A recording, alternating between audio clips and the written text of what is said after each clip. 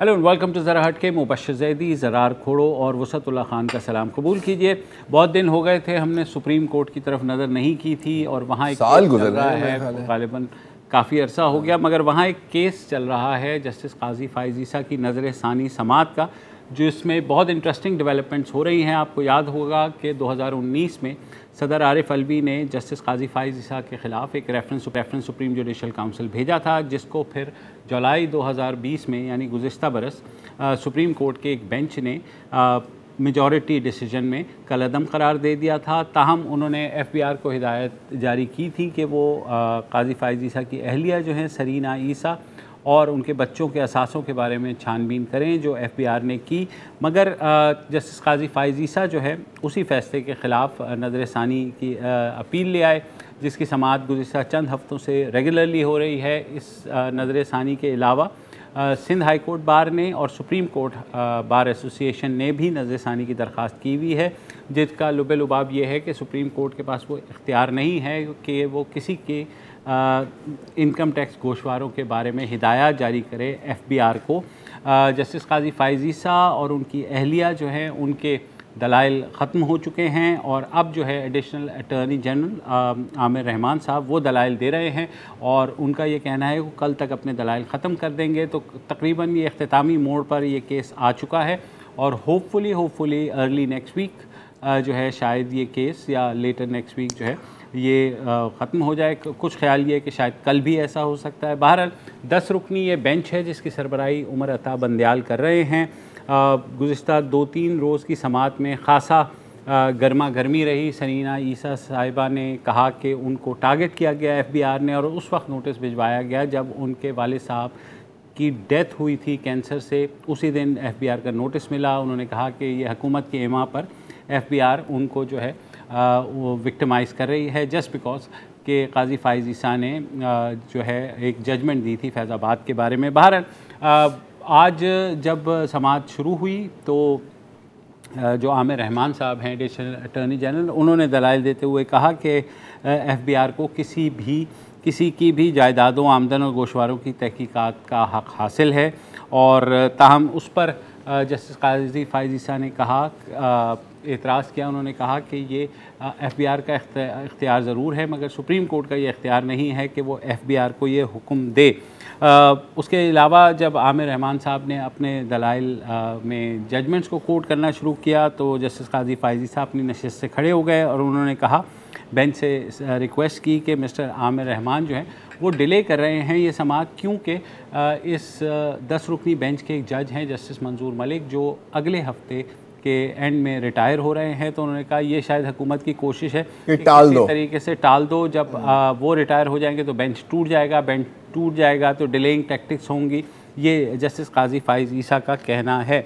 जब ये कर रहे थे दलाइल दिए जा रहे थे तो जस्टिस काजी फ़ाइज़ ईसा ने एतराज़ किया। उन्होंने कहा ये कॉमा फुल स्टॉप तक पढ़ रहे हैं और इनकी कोशिश यही है एडिशनल अटॉर्नी जनरल की कि वो डिले करें, जिस पर additional attorney general Aamir Rahman ने कहा कि उनके पूरे कैरियर में किसी ने उनके कंडक्ट पर एतराज़ नहीं किया है और उन्हें दुख हुआ कि काजी फ़ाइज़ ईसा ने उनके कंडक्ट पर एतराज़ किया, जिस पर जो जस्टिस उमर अता बंदयाल जो हेड ऑफ़ द बेंच हैं उन्होंने कहा कि आप अच्छे इंसान हैं, आप दलाइल के ऊपर फोकस करें। उसके अलावा जो है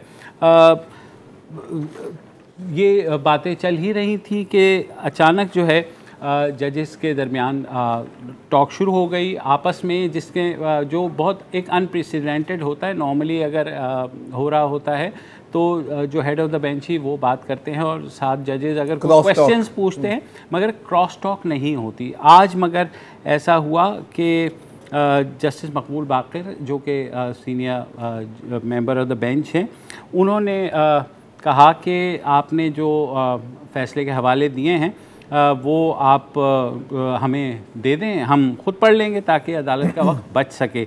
इस पर वो खामोश हुए तो जो जस्टिस उमर अता बंदयाल हैं उन्होंने कहा कि हमें कोई जल्दी नहीं है, हमें आपकी मुआवनत दरकार है। और उसके बाद जो है उन्होंने दोबारा पढ़ना शुरू कर दिया। 10-15 मिनट हुए तो उन्होंने ये ऑफ़र भी की कि अगर आप चाहें तो मैं ये जो केस मैं पढ़ रहा हूँ इसका पैराग्राफ का नंबर बता देता हूँ जो बेंच नोट कर ले। मगर इस मौके पर जस्टिस मुनीब अख्तर ने उनको कहा कि जहाँ तक मेरा ताल्लुक़ है मैं आपको सुनना चाहता हूँ, आप फ़ैसला पढ़िए। इसके बाद फिर फ़ैसला पढ़ना शुरू हो गए और उसके बाद जो है हुआ ये कि जस्टिस मंसूर अली शाह जो हैं उन्होंने सवाल किया कि मिस्टर आमिर रहमान, अगर सुप्रीम कोर्ट हुक्म ना देती तो क्या FBI कार्रवाई करती? तो उस पर जस्टिस जो एडिशनल अटॉर्नी जनरल उन्होंने कहा कम से कम हमें ये नहीं मालूम या शायद नहीं करती। उन्होंने ये भी कहा जस्टिस मंसूर अली शाह ने कि जो सुप्रीम कोर्ट के फ़ैसले का सरीना ईसा पर कोई मनफी असर नहीं पड़ा। उन्होंने दलील तो उन्होंने कहा साथ ही के याहिया आफरीदी साहब जो जस्टिस हैं उन्होंने भी रिमार्क्स किया कि सुप्रीम कोर्ट के किसी भी जज के ख़िलाफ़ इंक्वायरी का हुक्म किसी भी इदारे को सिर्फ सुप्रीम जुडिशल काउंसिल दे सकती है। अब सुप्रीम जुडिशल काउंसिल ने क्योंकि ये सुप्रीम कोर्ट के बेंच ने ऑलरेडी वो क्वाश कर दिया है रेफरेंस, तो उसके फ़ैसले में ये आया था कि अगर FBI को पता चलता है कि ऐसी कोई जो जायदादों के बारे में कोई अगर उसमें गड़बड़ है तो शायद फिर जो है supreme judicial council suo motu के तहत उस चीज़ को दोबारा उठा सकती है, जिसके ख़िलाफ़ भी जस्टिस काजी फ़ाइज़ ईसा ने दलाइल दिए थे कि ऐसा नहीं हो सकता। और जो सुप्रीम जुडिशल काउंसिल है जब उसने क्वाश कर दिया है एक रेफरेंस तो ज़ाहिर है फिर क्या बचा है। मगर ये केस चल रहा है और काफ़ी वीक से डेली बुनियादों पर चल रहा है। इसमें एक और मोड़ भी आया था, आपको याद होगा कि जब जस्टिस काजी फ़ाइज़ ईसा ने कहा था कि मैं चाहता हूँ कि वो चाहते हैं कि इस केस की लाइव कवरेज हो, उस पर भी बहस हुआ था और उस पर भी फिर 6-4 से ये फ़ैसला आया था कि ये नहीं हो सकता। यानी 6 जजेज़ ने कहा था कि हम लाइव कवरेज की इजाज़त नहीं दे सकते, 4 जजेज़ ने कहा था कि बिल्कुल होनी चाहिए, ये आवाम का हक़ है।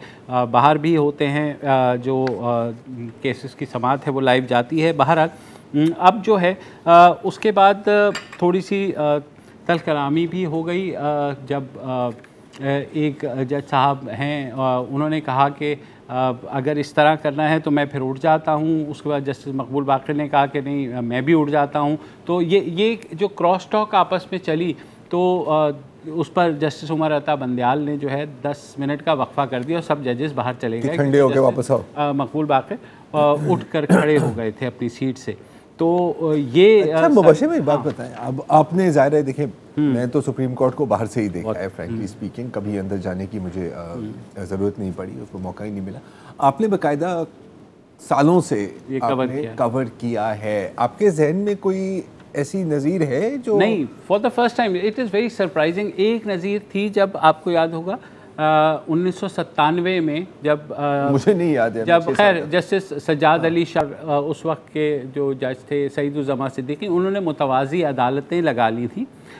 मगर वो एक बेंच के अंदर आज तक ये नहीं हुआ कि जजेस के एक दूसरे के बारे में जो है इस तरह की क्रॉस टॉक हुई हो। तो बहुत ही हैरानकुन बात है और it shows the sensitivity of the case as well, क्योंकि जस्टिस काजी फ़ाइज़ ईसा बारहा कह चुके हैं कि ये उनका ट्रायल नहीं है, ये जुडिशरी का ट्रायल है और कल को शायद किसी और जज के ख़िलाफ़ भी ऐसे केसेस बनाए जा सकते हैं। अब वो केस जो बनाया गया वो ख़ुद एक ज़ाहिर है उसके बारे में, क्योंकि सुप्रीम कोर्ट अब उसको ऑलरेडी प्रेसिडेंशियल रेफरेंस को कलअदम करार दे चुका है, तो उस बारे में यही बात होती है कि वो बड़ा शॉर्टी वे में केस बनाया गया था। सरप्राइज़। तो ये जो है तो जब उन्होंने कहा कि जस्टिस मुनीब अख्तर ने कि यहाँ कोई रेस नहीं लगी हुई है तो आप दलाइल दें, उस पर जो जस्टिस मकबूल बाक़िर ने एहतजाज किया कि ये अपने सीनियर से बात करने का तरीक़ा है। और जस्टिस मकबूल बाक़िर ने कहा कि आप अपने सीनियर्स को यूँ टोकते हैं। अब जस्टिस मकबूल बाक़िर जो है वो इस बेंच में 3rd हैं सीनियरिटी पर, और जो जस्टिस मुनीब अख्तर हैं वो जूनियर हैं और जस्टिस सज्जाद अली शाह भी जूनियर हैं। तो ये इस तरह उनसे हुआ है। और इसकी काफ़ी अहमियत होती है। इसकी काफ़ी अहमियत होती है। नॉर्मली देखें जज के जो हेड ऑफ़ द बेंच होता है या जो 2 सीनियर जजेस उनके दाएं बाएं बैठे होते हैं, मोस्टली वही रेगुलेट करते हैं प्रोसीडिंग्स, और जो जूनियर जजेस हैं वो अगर कोई सवाल होता है तो वो पूछ लेते हैं। लेकिन ऐसा नहीं है कि बीच में हाँ कि जूनियर और सीनियर जजेस के दरमियान जो है कभी इस तरह के आर्गूमेंट्स हुए नहीं हैं, जिसकी वजह से बहुत ज़्यादा आप कल देखेंगे अखबारों की हेडलाइंस भी यही लगेगी कि जो कुछ हुआ है जो कि नहीं होना चाहिए। इससे मुझे याद आ गया गुज़िश्ता हफ्ते आपको याद होगा जब शहबाज शरीफ साहब की ज़मानत हो गई थी, हाँ। उसमें भी यही हुआ कि लाहौर हाई कोर्ट के एक 2 मेंबर बेंच था, उनके जो सीनियर जज हैं उन्होंने आके अनाउंस कर दिया कि हमने ज़मानत दे दी है, मगर बाद में जो दूसरे जज साहब हैं उन्होंने कहा मैंने दस्तखत नहीं किए, मैंने ज़मानत नहीं दी। तो अब आप ये कि हाई कोर्ट के लेवल के ऊपर इस तरह का फैसला आकर के फिर इवेंचुअली जो जस्टिस कासिम हैं chief justice Lahore high court, उनको एक नया बेंच बनाना पड़ा जिसने इवेंचुअली आज ज़मानत दी है। तो ये जो इस तरह की चीज़ें उन्हें बहुत इंटरेस्टिंग हैं कि इसका मतलब है काफ़ी डिस्टर्बिंग भी है कि बिल्कुल डिस्टर्बिंग है। और ये देखिए इख्तलाफात होते हैं, जाहिर है आपने फैसले के इसी वजह से डिसेंडिंग ओपिनियंस आते हैं, डिसेंडिंग नोट्स लिखे जाते हैं हर जगह। और ये हमेशा की नज़ीर रही है कि अगर कोई जजेस इख्तलाफ करते हैं तो वो अपने फ़ैसले के थ्रू करते हैं, वो भरी अदालत के अंदर जो है इस तरह नहीं करते। तो बहुत इंटरेस्टिंग डेवलपमेंट्स है, इसको हम फॉलो करते रहेंगे। फ़िलहाल एक वक्फा लेते हैं।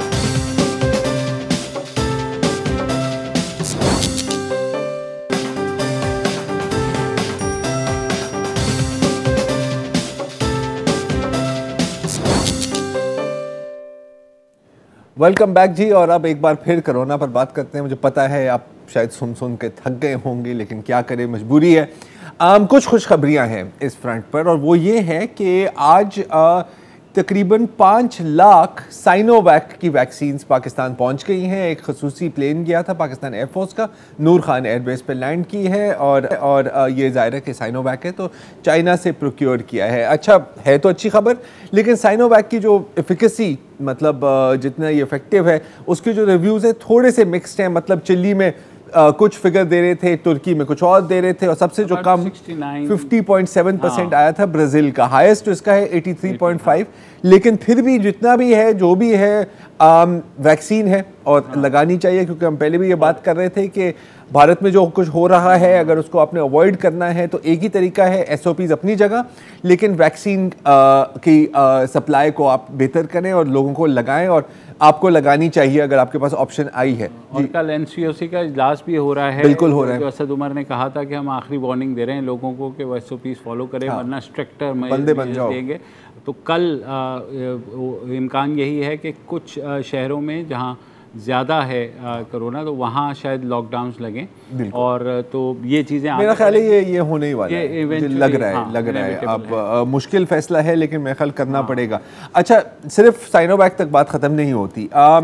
आज नेशनल हेल्थ सर्विसेज के एक ऑफिशियल ने कहा है कि जून तक 1 लाख डोजेस हमें फाइजर की बायोनटेक की वैक्सीन भी आएगी। अच्छा, अगर आपको फाइजर वैक्सीन के बारे में कुछ पता है या याद है, तो आपको याद होगा कि ये काफ़ी नखरे वाली वैक्सीन है। मतलब हम बात करते हैं कोल्ड चेन की, कि फ्रिज में रख दो, इसके लिए आपको अल्ट्रा कोल्ड चेन चाहिए होगा, क्योंकि आप ये स्टोर की जाती है -75 डिग्री सेंटीग्रेड पर। तो अगेन एक खुशखबरी ये है कि अल्ट्रा कोल्ड चेन फ्रीजर्स अब पाकिस्तान में आ गए हैं। इनफैक्ट कुछ हफ्ते पहले कराची पोर्ट पर चीन से आई थिंक 73 इन ऑल हैं। अच्छा, 73 इन ऑल हैं। जी 23 अभी तक आए हैं और इंस्टॉल भी हो गए हैं।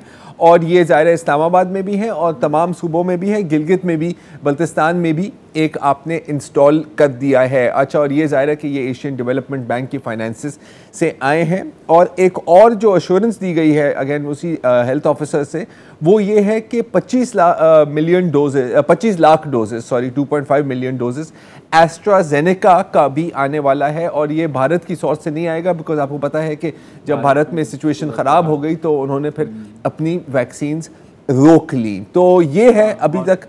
भारत की आपने बात कर ही ली, तो गुज़िश्ता 24 घंटे में 3,15,000 केसेस आ चुके हैं। ऑक्सीजन की शदीद किल्लत हो गई है अस्पतालों में। मैं अभी देख रहा था दिल्ली में सिर्फ जो दारुल हुकूमत है वहाँ 26,000 केसेस आए हैं सिर्फ दिल्ली में। गुज़िश्ता 24 घंटे में 306 लोग वहाँ जो है वो जाँ बहक हुए हैं। और ये सूरत हाल सिर्फ दिल्ली तक महदूद नहीं है, बॉम्बे के हमने कल डॉक्टर की एक वीडियो भी चलाई थी। हरियाणा के हॉस्पिटल के जो MS हैं उन्होंने अपील की, उन्होंने कहा सिर्फ 1.5 घंटे की ऑक्सीजन रह गई है हमारे पास।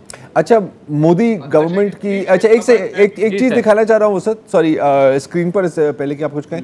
मोदी हुकूमत का अभी तक जो रिस्पॉन्स है वो ये है कि मामले को दबा दो, और दबा भी लिटरली। अगर वो जरा आप स्क्रीनशॉट दिखाएं, जो आज की जो फ्रंट पेज है अखबारों के भारत में, अगर वो पिक्चर हम ले आए पे मोदी साहब के पोस्टर लगे हुए हैं और उन्होंने यही कहा है कि आखिरी ऑप्शन है हमारी लॉकडाउन्स, और उससे पहले जो है, क्योंकि उनके इस वक्त तरजीह है कि जो बंगाल में इलेक्शंस होने वाले हैं, और उस हवाले से, और वसत ने कल कुंभ के मेले की भी बात की थी। वसत जी, वसत।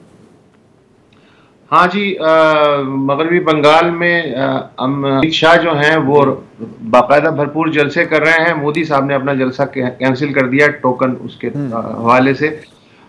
जो बड़ी खबर है भारत के हवाले से वो बीजिंग से है। बीजिंग में आज दफ्तर खारजा की तरफ से ऐलान हुआ है कि चूंकि कोविड जो है किसी एक मुल्क का मसला तो नहीं, आलमी मसला है, इसलिए हमें मिलकर इसका मुकाबला करना चाहिए। लिहाजा हम हुकूमत भारत से हमदर्दी का इजहार करते हैं और उन्हें पेशकश करते हैं कि इस मौके पे हम उनकी जो भी मदद कर सकते हैं वो अपनी ज़रूरियात बताएं, हम हाजिर हैं। जो पिछले बैकग्राउंड है पिछले 4-5 महीने का, उसमें मेरा ख्याल है कि ये एक सिग्निफिकेंट डेवलपमेंट है। अगर चाइना की पूरी दुनिया का कंसर्न है, क्योंकि भारत में अब जो केसेस आ रहे हैं, ये जब से कोरोना वायरस आया है हाईएस्ट एवर रिकॉर्डेड है बाय इन एनी कंट्री। तो बहरहाल ये अच्छा जेस्चर है चाइना की तरफ से। बाकी ये है कि पाकिस्तान में एक तो डॉक्टर जाहिर है कि अपनी जान की बाजी लगाए हुए हैं, पैरामेडिक्स भी हैं, दूसरी तरफ जो रूहानी इलाज करने वाले हैं वो भी किसी से पीछे नहीं है। मैं पिछले हफ्ते एक अजीजुल्लाह खान की रिपोर्ट पढ़ रहा था, पिछले हफ्ते पेश करना चाहता था, लेकिन जाहिर इतनी ज़्यादा खबरें थी कि वो मौका नहीं मिला। उसके मुताबिक जो पेशावर का सबसे बड़ा हॉस्पिटल है लेडी रेडिंग, वहाँ सबसे ज़्यादा कोविड के मरीज़ दाखिल हैं। तकरीबन 380 बिस्तरों का वहाँ इंतज़ाम किया गया है। अच्छा, कोविड वार्ड्स का जो प्रोटोकॉल है वो सीधा सीधा ये होता है कि आप बग़ैर जो एक मखसूस किस्म की यूनिफॉर्म है या जो गैजेट्स हैं उनके बग़ैर और बग़ैर इजाज़त के अजनबी आदमी नहीं जा सकता, उसका एक पूरा प्रोटोकॉल है। लेकिन एक साहब है कारी इफ्तिखार साहब, वो अपने मरीज़ की इयादत के लिए सीधे वार्ड में चले गए। वहाँ वो ना सिर्फ वहाँ गए, उसकी खैरियत दरियाफ्त की, बल्कि अपना मास्क हटा के उस पर दम दुरूद भी किया, उसकी पेशानी पे भी हाथ रखा। उनके साथ उनके सेक्रेटरी भी थे और हॉस्पिटल के सिक्योरिटी गार्ड्स भी थे। वहाँ दूसरे जो रिश्तेदार देख रहे थे ये मंजर, उन्होंने कहा कि पीर साहब आप अपने मरीज़ के लिए ठीक है, आपने दुआ कर दी, हमारे मरीज़ जो हैं उनको भी ज़रा मायना कर लें। तो पीर साहब जितने मरीज़ों तक जा सकते थे और वो चले गए। अब जाहिर है कि इस पे बाद में मीडिया, तो आपको पता है कीड़े निकालने का माहिर है, उसने जब हाहाकार हुई तो जो हॉस्पिटल के तर्जुमान है मोहम्मद आसिम, उन्होंने कहा अच्छा ऐसा कुछ हुआ है तो यकीनन ये सिक्योरिटी लैब्स है और हमने एक कमेटी बना दी है और हम इसकी तहकीकात कर रहे हैं, ऐसा होना तो नहीं चाहिए, बिल्कुल नहीं होना चाहिए। कोविड वार्ड में कारी इफ्तिखार साहब जो है उन्होंने फरमाया कि मैं तो सिर्फ अपने मरीज की इयादत के लिए गया था, ये मरीजों के रिश्तेदार है जो मुझे खींचते हुए मुख्तलिफ वार्ड में ले गए, तो जाहिर है मैं इनकार तो कर नहीं सकता था। तो इस तरह की भी चीजें चल रही हैं। वजीर और रिश्तेदार राजी तो क्या करें, फूके मार के मरीज ठीक हो जाएंगे। कारी साहब अपने साथ ना ये मुझे थोड़ी सी फिक्र है कारी साहब की, क्योंकि अब मेरे ख्याल हफ्ता 10 दिन हो गए हैं। बहरहाल एक और वक्फे के बाद मैं तो कह रहा हूँ कि इस दुनिया को छोड़ के आपको किसी और दुनिया की खबरें सुनाते हैं। Stay with us.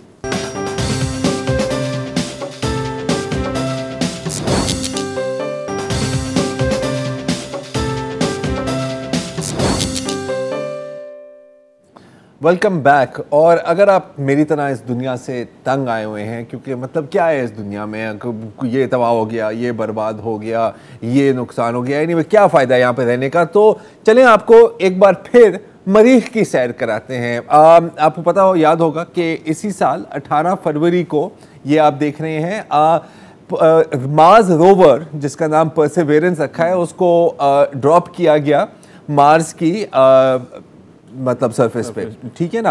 अब इसको सिर्फ वहाँ पर घूमने फिरने के लिए जाहिर है नहीं भेजा गया था, इसके ऊपर बहुत सारी साइंटिफिक डिवाइसेस थी जिनको इस्तेमाल करके काफ़ी एक्सपेरिमेंट्स करने का प्लान था नासा का। अच्छा, वो एक्सपेरिमेंट्स अब शुरू हो गई हैं और जो पहली एक्सपेरिमेंट थी वो बड़ी मज़ेदार है कि ये जो मार्स रोवर है इसके साथ एक मिनी हेलीकॉप्टर भी भेजा गया जिसका नाम है इंजेन्युइटी, और मेरा ख्याल है कि शायद उसका एक अपना ट्विटर अकाउंट भी बना दिया है इन लोगों ने। एनीवे, ये हर एक चीज़ का ट्विटर अकाउंट बना देते हैं, पता नहीं क्या मसला है। तो जेनुइटी की पहली टेस्ट फ्लाइट हुई, या आप ये आप देख रहे हैं अपनी स्क्रीन पर, और पहली बार इसने परवाज की तकरीबन 50 सेकंड के लिए, टर्न किया, कोई 10 फुट तक ही गया है ऊपर। अच्छा, अब ये आप कहेंगे इसमें क्या इतनी बड़ी बात है? बड़ी बात ये है कि ये पहली बार किसी और सियारे पर एक एयरक्राफ्ट को रिमोट कंट्रोल के जरिए यूज़ किया गया है, बिकॉज जो परसेवरेंस रोवर है वो एक, आप समझें कि एक वाईफाई राउटर भी है, कमांड एंड कंट्रोल सेक्टर भी है। नासा उसको ऑर्डर भेजता है, वो आगे ऑर्डर भेजता है टू दिस थिंग। तो मतलब कि अब जब एक्सप्लोरेशन होगी बाकायदा मार्स की सर्विस की, क्योंकि आपको पता है उन्होंने देखना है कि यहाँ पर कभी किसी वक्त कोई बैक्टीरिया थी या कहीं पानी मिलेगा या नहीं मिलेगा, तो वो इसके ज़रिए होगी। और अब इसकी दूसरी फ्लाइट भी हो गई है और वो भी सक्सेसफुल रही है। लेकिन जो दूसरी एक्सपेरिमेंट हुई है वो शायद इससे भी ज़्यादा सिग्निफिकेंट है, और वो ये है कि पहली बार मार्स पर ऑक्सीजन बनाई गई है। क्या किया गया है कि एक छोटी सी डिवाइस है वहाँ पर, जिसका एक टोस्टर के साइज़ की डिवाइस है, उसका नाम है मॉक्सी।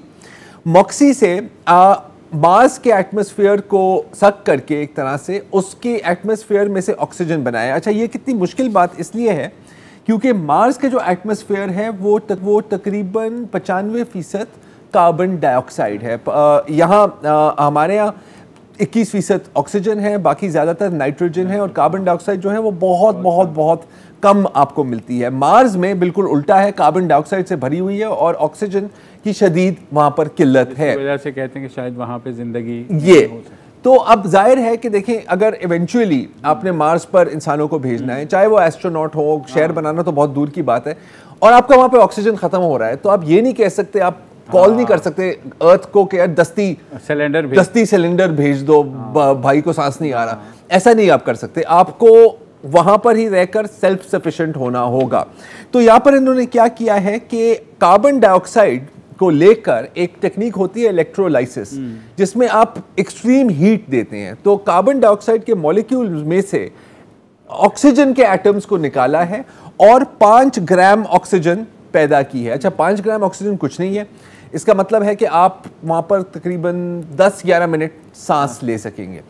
लेकिन अगर इसको फिर आप स्केल अप करें कि तो इवेंचुअली आप इंडस्ट्रियल ऑक्सीजन भी वहाँ पर इस्तेमाल कर सकेंगे। और उसकी आपको ज़रूरत क्यों है? क्योंकि अगर आपने वापस आना है तो आपको ऑक्सीजन चाहिए होगा just to fuel the rocket and boost the rocket. तो ये एक बहुत ही बड़ी सिग्निफिकेंट बात है। इसका जो अगला स्टेप होगा कि आप देख रहे हैं मार्स की जो ज़मीन है ज़्यादातर रेत है, इसको कहा जाता है रेगोलिथ, ठीक है, इसका जो टेक्निकल नाम है। प्लान ये है कि वहाँ पर एक आप फैक्ट्री बनाएं जो इस रेत को लेकर फिर मुख्तलिफ उसमें से आप चीज़ें बना सकते हैं, जैसे ईंटें या machines and so on and so fourth. तो आपको एक फैक्ट्री हो वहाँ पर जो ये रेत लेकर मशीन्स बना रही हैं, और वो मशीन्स फिर मज़ीद मशीन्स बनाएंगी। तो अगर किसी ने रहना है मार्स पर तो वो ऐसे ही रहेंगे। अच्छा, अब जो नंबर 1 मेरा ख्याल है फ़ैन है मार्स पर शहर बनाने का, वो कौन है? वो है एलन मस्क साहब। एलन मस्क का नाम आपने सुना होगा। टेस्ला इलेक्ट्रिक मोटर्स उनकी है, स्पेस एक्स रॉकेट्स, बड़ी इंटरेस्टिंग रॉकेट्स है क्योंकि उनको आप बार बार इस्तेमाल कर सकते हैं, डिस्पोजेबल नहीं है प्लास्टिक के कप की तरह। ये वाला रॉकेट है, इसमें बार बार पानी भरो। तो इसका जो तीसरा प्रोजेक्ट है, जो शायद इनका पहला प्रोजेक्ट था इन दिस केस, वो है न्यूरालिंक। अच्छा, न्यूरालिंक क्या है? आपने यकीनन कहीं ना कहीं फेसबुक या आपके किसी रिश्तेदार की व्हाट्सएप पर आपने सुना होगा कि जी ये जो बिल गेट्स है ना यार, ये जो वैक्सीन आपको लगाएगा ना, इसके अंदर चिप्स होंगी। अच्छा, अब जाहिर है कि ऐसा नहीं है, लेकिन एलन मस्क बाकायदा ऐसा ही करना चाह रहा है। न्यूरालिंक एक ऐसी डिवाइस है जो एक चिप है छोटी सी, जो आपके दिमाग के अंदर इंसर्ट होगी। क्यों? क्योंकि एक दफ़ा ये आपके दिमाग में आ गई तो आप मशीन्स को अपने दिमाग से कंट्रोल कर सकते हैं। अच्छा, अब ये बातें तो इस पर बहुत देर से हो रही हैं, फाइनली एक प्रैक्टिकल डेमोन्स्ट्रेशन हमारे सामने आई है। अगर ये आप ज़रा वीडियो चला दें तो मैं इस पर बात करूँगा। एक बंदर को लिया है एलन मस्क ने, ये आप देख रहे हैं, ये बंदर क्या कर रहा है? ये वीडियो गेम्स खेल रहा है, ठीक है। उसके हाथ में, दाएं हाथ में देख रहे हैं जॉयस्टिक है, और अगर आप ये सोच रहे हैं कि इसके मुंह में क्या है, ये मिल्क शेक है। और वो इसलिए है क्योंकि उसको पता है कि यार अगर मैं गेम खेलूंगा ना तो मुझे मिल्क शेक मिलेगी। ये देख रहे हैं आप पोंग, ये बाय द वे पहली जो मैंने वीडियो गेम अपनी जिंदगी में खेली थी वो यही थी, जी आई एम दैट ओल्ड। तो अच्छा, फिर क्या करते हैं कि अब आप देख रहे हैं कि वो जॉयस्टिक को हटा दिया है, लेकिन फिर भी ये वीडियो गेम चला रहा है। कैसे? क्योंकि इसके दिमाग के अंदर न्यूरालिंक की चिप इलॉन मस्क ने डाल दी है। तो पहले तो इसको समझ आई कि मैं गेम कैसे खेल रहा हूं, फिर उसकी कंट्रोल को हटा दिया। अब ये प्योरली अपने दिमाग से वायरलेसली ये गेम खेल रहा है। अच्छा, ये टेक्नोलॉजी अब जाहिर है कि ये अब अपनी फिनिश्ड फॉर्म में आ रही है, लेकिन ऐसा नहीं है कि इसके ऊपर पहले काम नहीं हुआ। काफ़ी ऐसी चीज़ें हुई हैं इसके साथ जो मेरे लिए एक मौजज़ा ही हैं। एक वक्फा लेते हैं, फिर आपको दिखाते हैं। Welcome back. अच्छा, ब्रेक से पहले जो आपको बंदर दिखा रहे थे जो अपने दिमाग से वीडियो गेम्स खेल रहा था, ये जो न्यूरालिंक वाली टेक्नोलॉजी है ये नहीं है, लेकिन ये कॉन्सेप्ट जो है ये कम से कम 10-11 साल पुराना है। जैसे कि 2013 में एक टॉय हेलीकॉप्टर बनाया गया था जो आप अपने सर के ऊपर एक आप हेडसेट पहनते हैं और ये आप देख रहे हैं स्क्रीन पर। इसको आप अपनी ब्रेन वेव्स के साथ चलाते हैं, क्योंकि आपकी ब्रेन जो है वो भी इलेक्ट्रिसिटी पर काम करती है। माना कि वोल्टेज कम है लेकिन है बिजली, तो अगर आप उन सिग्नल्स को ट्रांसमिट कर दें इस हेडसेट में, जैसे आप देख रहे हैं इस बच्चे ने पहना हुआ है, किसी साइंस फिक्शन मूवी से लग रहा है, तो वो आपकी ब्रेन वेव्स को ट्रांसलेट करती हैं, कमांड्स में वो फीड होती हैं इस हेलीकॉप्टर को। न्यूरालिंक का ज़ाहिर फ़र्क ये है कि आपको अब सर पे कुछ पहनने की ज़रूरत नहीं है। जो पहला इस्तेमाल होगा न्यूरालिंक का, वो ऐसे नहीं होगा कि मैं अपने दिमाग से ईमेल्स भेज रहा हूँ या दिमाग से चैनल्स चेंज कर रहा हूँ। वो होगा पैरालाइज्ड और पैराप्लीजिक लोगों को के साथ। जैसे आपको पता है स्टीवन हॉकिंग साहब जो थे, उनको एक बीमारी थी ALS, तो वो हिलजुल नहीं सकते थे, बोल नहीं सकते थे।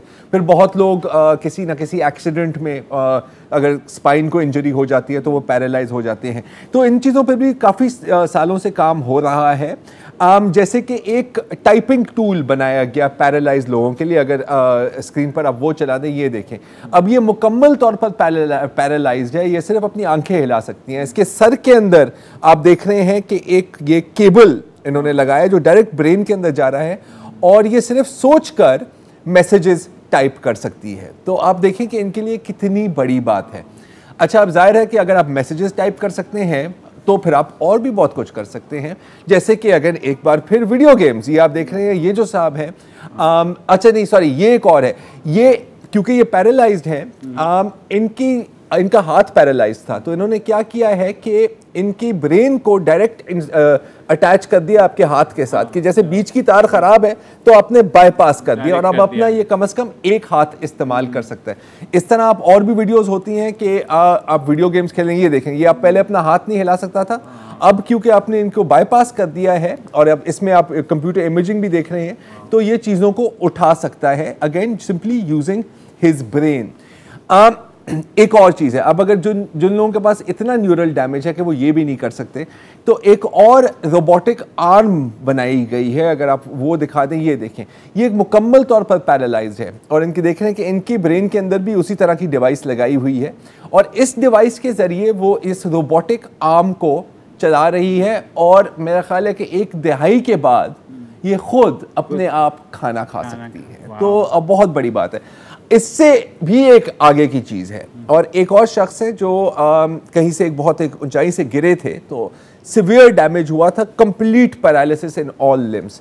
देखें आप उसे, ये देखें, एक पूरा एक्सोस्केलेटन बनाया गया है। अगेन ये अपने दिमाग से इसको चला रहा है, एंड हालांकि ये पिछले 6-7 सालों से ये हिल भी नहीं सका, now he can walk and he can move. तो इवेंचुअली ये जो सारी अपैरेटस आप देख रहे हैं, सर में ट्यूब वायर्स हैं एंड सो ऑन, और इतना बड़ा है, जैसे ये टेक्नोलॉजी एडवांस करेगी तो ये भी कम होता जाएगा। तो एक नई लीस ऑन लाइफ है। अच्छा, अब फाइनली मैं आपको दिखाना चाह रहा हूँ, अच्छा, जो लोग जाहिर है कि सबसे ज़्यादा एक्टिव रहते हैं या कोई चीज़ क्रिएट करते हैं, उनके लिए सबसे ज़्यादा मुश्किल होता है कि एकदम मैं ख़त्म हो गया, मैं कुछ नहीं कर सकता। जैसे म्यूजिशियंस, तो इसी टेक्नोलॉजी को इस्तेमाल करते हुए एक पूरा म्यूज़िकल ग्रुप बना है जिसको कहते हैं पैरा म्यूज़िकल एंसेंबल। अगर हम वो चला दें, ये देखें, पूरे के सबके सब ये पैरालाइज हैं और इनके ऊपर ये कैप लगाई गई है और ये विद देयर माइंड्स ये सिलेक्ट कर रहे हैं कि कौन सा म्यूजिक प्ले करना है और कौन सा म्यूजिक नहीं प्ले करना। साथ साथ लाइव भी लोग वायलिन चला रहे हैं और ये अपनी दिमाग की अपनी ब्रेन वेव्स के जरिए एक पूरा कॉन्सर्ट अप्लाई कर रहे हैं। तो ये है जो फ्यूचर में अगले 5, 6, 7 सालों में मेरा ख्याल है ये हमारे सामने आएगी। अच्छा, मसला पता है क्या होगा लेकिन न्यूरालिंक का, कि अगर चिप ख़राब हो गई तो फिर क्या करोगे? क्योंकि आप अपने मोबाइल की दुकान तो नहीं जा सकते कि यार ये मेरी सिम चेंज कर दो। आपको जाना होगा ब्रेन सर्जन के पास कि सर वो अपग्रेड आ गई है। और फिर ज़ाहिर है कि ख़तरा इसका ये है कि अगर किसी ने हैक कर लिया, हाँ, तो फिर आप क्या करोगे? अब ये ना हो कि अगले दिन कोई कत्ल कर रहा हो और कहो कि नहीं सर मेरा चिप किसी ने गलत इस्तेमाल किया है। यू नो, जैसे लोग कभी कभी ट्वीट कर देते हैं और फिर कहते हैं कि नहीं वो गलती से मेरे अकाउंट हैक हो गया था, मेरे बच्चे ने कर लिया था, and so on and so forth. So that is the future and हमारा हाल तो आपको पता ही है लेकिन दुनिया खड़ी नहीं हुई एक जगह में, दुनिया आगे ही बढ़ती जा रही है। एंड आई थिंक आज के लिए इतना ही जी, इजाज़त दीजिए, खुदा हाफ़िज़।